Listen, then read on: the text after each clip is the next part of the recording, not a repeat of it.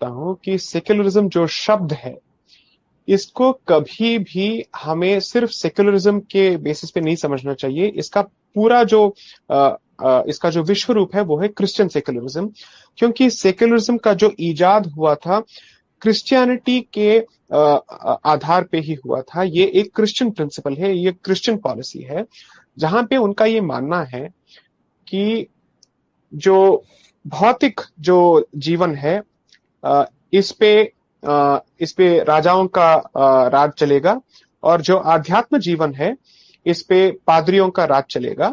और इसी बेसिस पे उन्होंने अपने टेरिटरी का डिवीजन किया था, सेक्युलर एंड स्पिरिचुअल। स्पिरिचुअल जीवन पे चर्च का कंट्रोल रहेगा, सेक्युलर जीवन पे मतलब नॉन रिलीजियस जीवन पे राजाओं का कंट्रोल रहेगा। लेकिन राजा क्रिश्चियन राजा होंगे और उनकी जो पहचान होगी वो भी क्रिश्चियन होगी। सेक्युलरिज्म का अर्थ सिर्फ यही है कि राजा के पास रिलीजन के मामलों में हस्तक्षेप करने का अधिकार नहीं होगा, लेकिन पादरियों के पास सेक्युलर इश्यूज में हस्तक्षेप करने का अधिकार होगा। वो इसलिए क्योंकि पादरी जो हैं राजा से भी बड़े होते हैं, क्योंकि उनके भगवान और लोगों के बीच सिर्फ पादरी ही बात कर सकते हैं। इसीलिए राजाओं का जो स्थान है पादरियों के स्थान से कम होता है। तो इनका जो उनकी जो वर्ण व्यवस्था होती है वो ऐसे होती है, ऊपर होंगे भगवान, उसके बीच में होंगे इनके पादरी, उसके नीचे होंगे इनके राजा, और उसके नीचे होगी सामान्य जनता। सामान्य जनता राजाओं की सुनेगी और पादरियों की सुनेगी। राजा जो है पादरियों के सुनेंगे और भगवान की सुनेंगे, लेकिन वो भगवान की भी पादरियों के माध्यम से ही सुनेंगे, और पादरी किसी की नहीं सुनेंगे, वो सिर्फ भगवान की सुनेंगे। तो यही इनकी वर्ण व्यवस्था होती है। तो सेक्युलरिज्म का ये कॉन्सेप्ट होता है कि स्टेट या राष्ट्र का अपना एक परिचय होगा और वो ईसाई पहचान होगी, it will be a Christian country. And जो पॉलिसी ऑफ सेक्युलरिज्म होगा वो ये होगा कि राजा धर्म के मामलों में हस्तक्षेप नहीं करेगा। आप इसको भारत के सेक्युलरिज्म के साथ कंपेयर कीजिए, उसकी तुलना कीजिए। हम ये मानते हैं कि राष्ट्र की कोई पहचान नहीं होगी क्योंकि ये सेक्युलर राष्ट्र है, और दूसरा राष्ट्र या राज्य जो है हमेशा धर्म के मामलों में हस्तक्षेप करेगा, और सिर्फ धर्म के मामले में हस्तक्षेप करेगा, मतलब हिंदू इंस्टीट्यूशंस के साथ हस्तक्षेप करेगा, ईसाई रिलीजन के साथ और इस्लामिक धर्म के मजहब के साथ कोई हस्तक्षेप नहीं करेगा। ये है हमारी परिभाषा। ये इतनी गंदी परिभाषा है और इसका एक्चुअल डेफिनेशन से और एक्चुअल हिस्ट्री से कोई लेना देना नहीं है।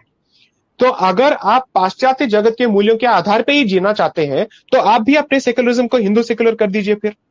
तो इसका मतलब ये होगा कि ये हिंदू राष्ट्र होगा जहां पे हिंदू धर्म को प्राथमिकता दी जाएगी और बाकी लोगों को सहा जाएगा, क्योंकि इसी को कहते हैं सहिष्णुता या टॉलरेशन। टॉलरेशन का मतलब यह है कि हम आपको झेल रहे हैं लेकिन प्राथमिकता हमारे लोगों को दी जाएगी क्योंकि ये हिंदू राष्ट्र है। यही तो क्रिश्चियन सेक्युलरिज्म है और यही तो क्रिश्चियन टॉलरेशन है।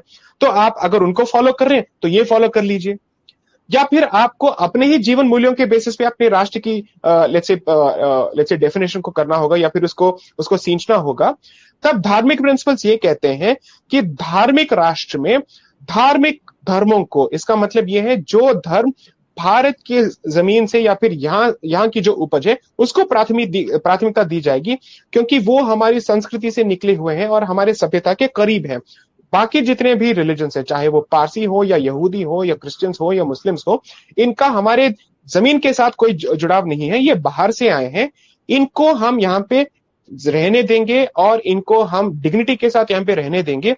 लेकिन जब भी इनके राइट्स की बात आएगी वो पब्लिक मोरालिटी के बेसिस पे उसका लिमिटेशन होगा, और पब्लिक मोरालिटी जो है हमेशा मेजॉरिटी के मोरालिटी के बेसिस पे उसका डेफिनेशन होता है, चाहे वो यूरोप हो या अमेरिका हो या कहीं पे भी हो। Public morality of India, of Bharat, is based on the morality of this civilization, which is the dharmic civilization. It is not a Christian civilization. It is not an Abrahamic civilization. It is not a Parsi civilization. बाकी जितने भी हैं हमारे हिसाब से हमने आपको यहाँ पे अकोमोडेट किया है।